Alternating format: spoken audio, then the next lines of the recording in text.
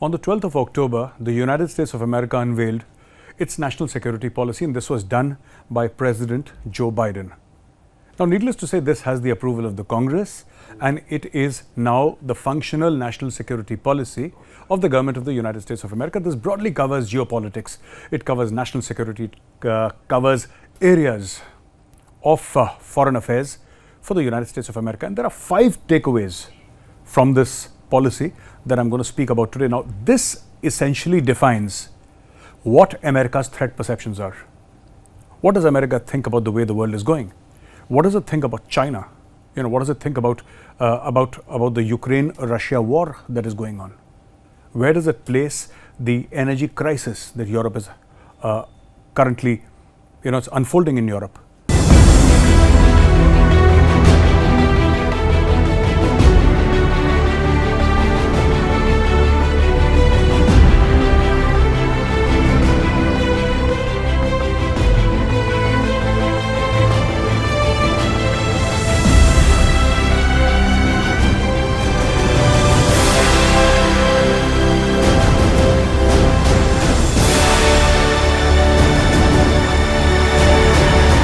What are America's national security priorities? And this document is the document that points out to every sensitivity that the American policymakers have in this regard. And I'm going to start off with this national security strategy was supposed to be unveiled some time back, but because of the Russia-Ukraine war, it got a little bit delayed. Now, this is what America says about China. Now, China is mentioned first, and it says the national security strategy labeled China as the most consequential geopolitical challenge, proclaiming that US is in the middle of a strategic competition to shape the future of the international order. The PRC, the People's Republic of China, is the only competitor with both the intent to reshape the international order and increasingly the economic, diplomatic, military and technological power to do it. Now, obviously, America has a certain history with China. And this history starts off 20-30 years ago when China actually kick-started its economic reform movement. And then we see the unfolding of the economic miracle that is China. We see double-digit growth for years and years, for decades, 9, 10, 11%. And China's economy supercharged a lot because of state controls. But what happened was that as China grew in economic stature, China started having military ambitions. Also, the fact that, I'd like to quote Pakistan's former Chief of Army Staff, General Ashfaq Parvez Kayani. General Kayani made a statement that is outright brilliant in its simplicity. He said that if you have the capability, intentions can change overnight. So, ladies and gentlemen, essentially what has happened is China had started 30 years back, 40 years back, building up its capability. It always had the intent, but it did not have the capability. China focused on simply one thing, and that is a supercharged economy. It wanted to first become an economic superpower, and that is what China focused on. So China liberalized its economy, it got foreign investment, it created the world's largest and greatest manufacturing hub, which even till today supplies to all of the world. I mean, China is the world's back office as far as manufacturing is concerned. For all practical purposes, almost everything is made in China. And this is what China focused on. So, till the time China was developing its economy, China did not do anything militarily. Even recently, the problems we've been having with China in Doklam or the eastern part of Ladakh, specifically Galwan, etc. And now all along the line of actual control, 3,500 kilometers odd, which includes Arunachal Pradesh, which will next year, and this is a prediction that I'm willing to make out, I'm willing to stick my neck out and say this, that is going to happen in Uttarakhand, it's going to happen in Himachal as well. China is not going to go away so easily. And all this comes from economic might. China started purchasing weapons off the shelf, mostly from Russia. It started reverse engineering technology that it had stolen from the United States of America, and China armed its military. And then the Chinese gave birth to a concept of wolf warriors, and this is what the diplomats were called, wolf warriors. China started using its checkbook as a weapon. It weaponized trade. Now, trade has been weaponized for a long, long time now. In India's history, the East India Company was one of the first instances that India saw of weaponized trade. But China has been doing it for a long time, and China started doing this, making investments in countries that were small. And I've heard a Chinese analyst whose name I can't remember calling them bite-sized. And that is what he called these countries, bite-sized. Countries like Pakistan, countries like Sri Lanka, countries like Laos, countries like Nepal, and so many countries in the African continent. Countries where China could invest, in Latin America, where China could invest, and then China could wring their arms because it knew very well that the people could not return that kind of money. Even today, China will give loans only to that country which can never pay back Chinese loans, because China does not want the money in return. What it wants is the country's sovereignty. This obviously is disconcerting for the rest of the world, and it says so. They said that Beijing is planning to expand its sphere of influence in the Asia Pacific and becoming world's leading power. Now, this further goes on to say that, ever since the Americans started speaking publicly about Taiwan, the relationship between America and China was always strained. It was never a happy relationship, not 10 years back, not 20 years back. But there was an uneasy partnership, or I should say, an uneasy coexistence. But after Nancy Pelosi landed in Taiwan, everything changed. Under the One China plan, Taiwan is part of China. That is what China says. And which is why there are very, very few countries in the world which would go and actually start challenging China and saying that no, we don't believe that Taiwan or Tibet or any other country like that is not part of China, because China carries the diplomatic and economic heft in the world. But having said that, China is the only country which has a border with 12 countries and a territorial dispute with 23 countries. China has disputes with countries with which it does not even have a border. 2 borders removed, China has a dispute. As I said, this is disconcerting as far as the world is concerned. Now, coming back to Taiwan, China promised war. That war did not happen, because China cannot afford a war right now. The Belt and Road Initiative of China is taking a hammering. The flagship venture, the China-Pakistan Economic Corridor, today as we speak, is submerged underwater. The CPEC is pretty much underwater, with almost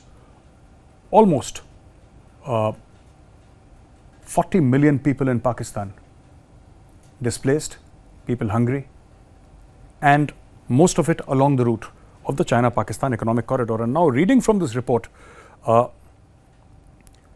national security policy says that, or the national security strategy as they like to call it, have said that the 2 countries have clashed over trade, and Beijing claims to the South China Sea and Washington's deepening alliances in the region. Now, Washington's deepening alliances in the region, now one of the countries is India.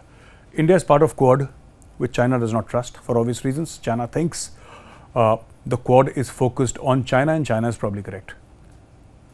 Because yes, India has had a problem. Now, a lot of people, especially in Pakistan and other countries, have said that maybe, just maybe, India is dancing to America's tune.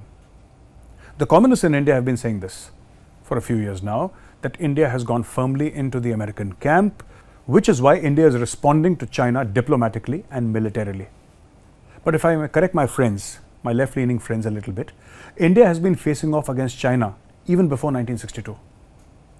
Our problems with China are not new. The 3,500 odd kilometers line of actual control still remains undemarcated. India has approached China many a time and asked them to sit across the table and finalize the line of actual control and make it an international border, or something which has the sanctity of an international border. China does not agree, obviously. China covets Ladakh, China covets Arunachal Pradesh, China covets territory that India, which is pretty much India's. So this is the basic problem with China as far as India is concerned, or the Indo-Pacific that this national security strategy mentions. Now, as far as China's national security policy is concerned, and this is directly related to how America is responding, somebody said that China has 2 mad dogs, Pakistan and North Korea. And China has used these 2 junior partners in threatening the world with nuclear war. And again, as I said, disconcerting for the rest of the world, and the rest of the world led by America is now responding. You know AUKUS, which is an armed group, which is a military pact, and Quad, which China thinks is a military pact. India is holding back. India does not want to militarize the Quad, but the fact of the matter is, Quad has immense potential to be destructive, and it can be turned military with a flip of the switch. So here we have the national security strategy saying that the US will make investments to strengthen innovation at home while working with allies and common cause to compete responsibly with China.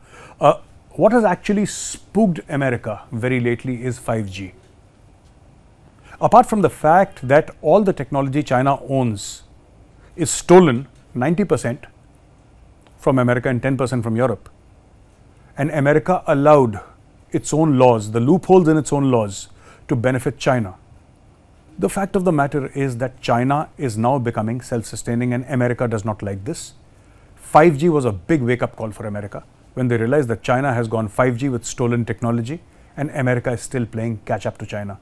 Now, China understands that 5G is going to be a game changer.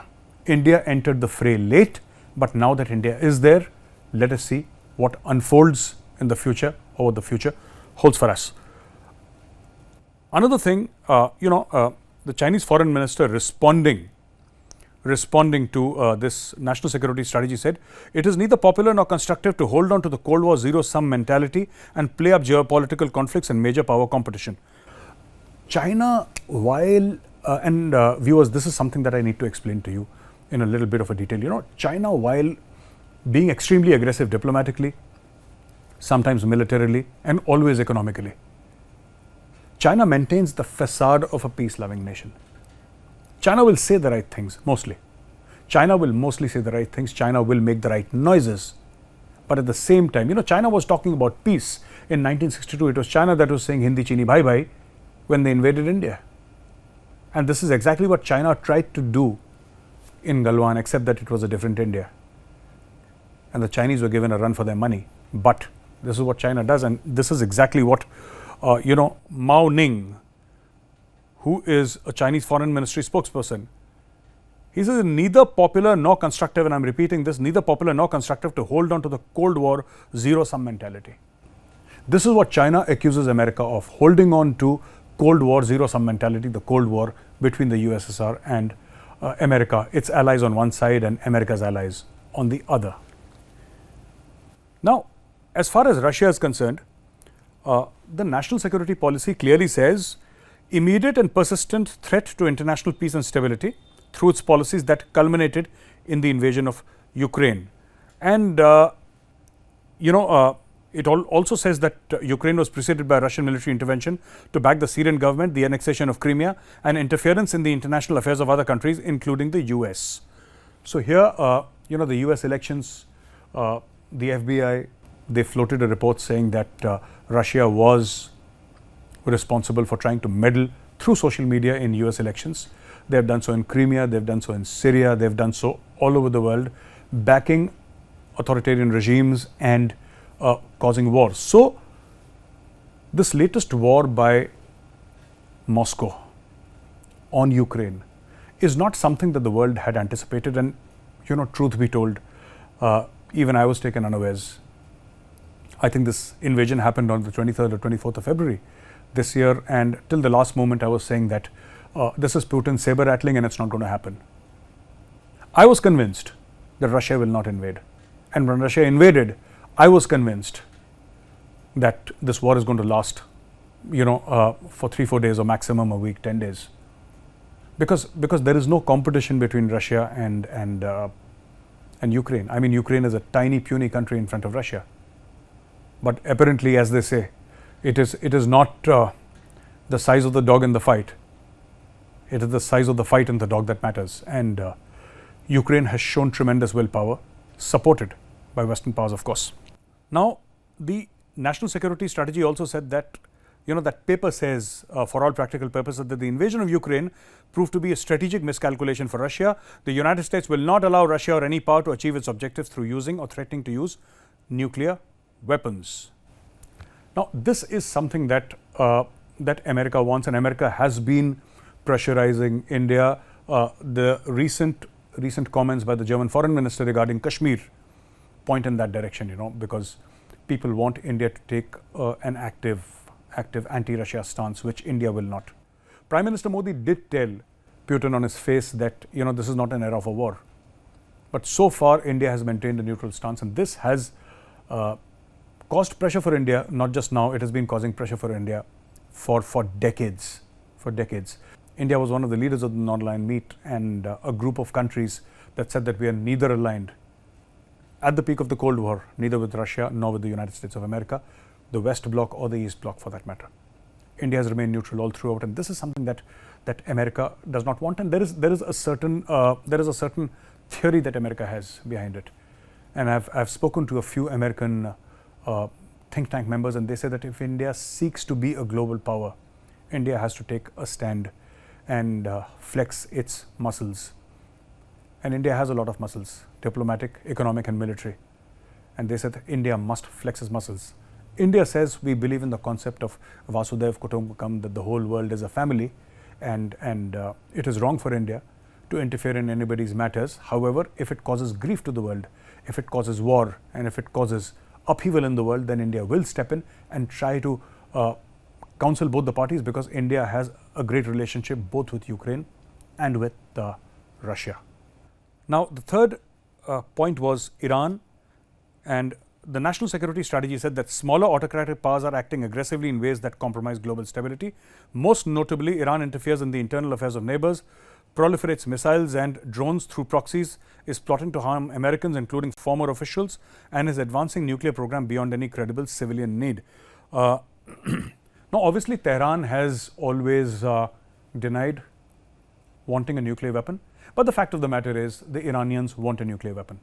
The Iranians fund the Hamas, they fund the Hezbollah.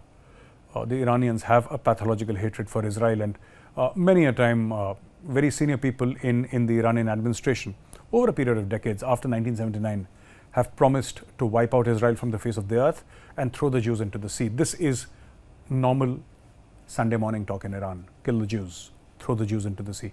That's how the Iranians like to speak.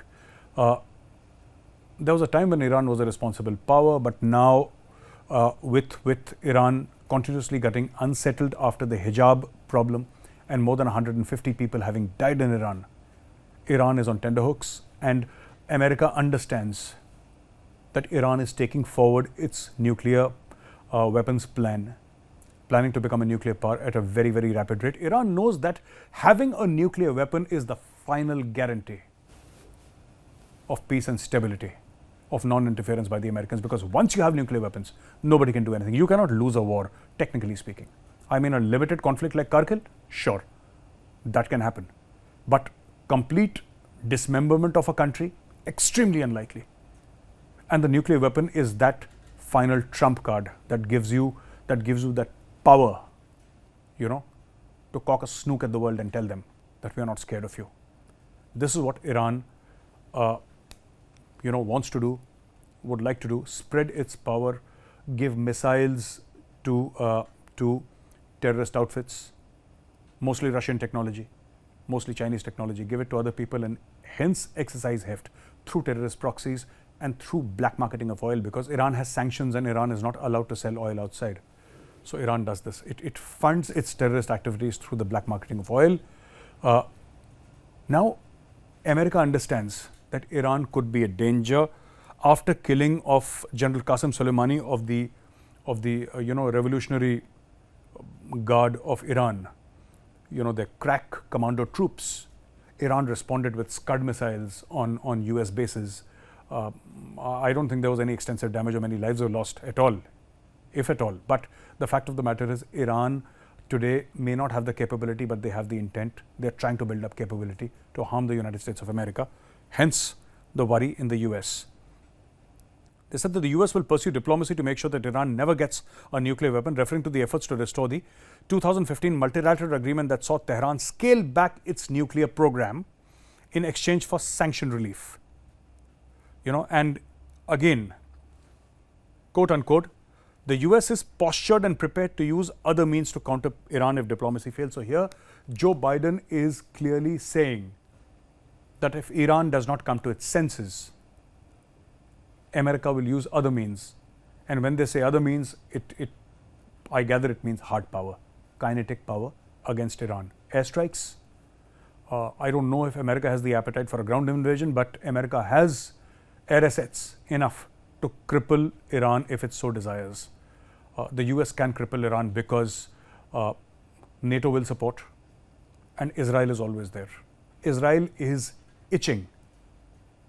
It's practically itching. It's just being held back by the United States of America. If the US were to tell Israel that all bets are off and we are going after Iran, let me tell you, ladies and gentlemen, Israel will happily join in the hunt. Now, this policy also says that in the Middle East, we have worked to enhance deterrence towards Iran, de-escalate regional conflicts, deepen integration among a diverse set of partners in the region, and bolster energy stability. Now, apart from this, I mentioned Israel, and the national security strategy unveiled by Joe Biden actually, says that we reaffirm our commitment to the state of Israel. And the newly emerging alliance between Israel and Arab countries, namely the United Arab Emirates, this is something that America says is very happy with, and it totally and absolutely supports and endorses. We will seek to extend and deepen Israel's growing ties to the neighbors and other Arab states, including through the Abraham Accords. You know, the Abraham Accords, the Abrahamic religions, Judaism, Christianity, and Islam.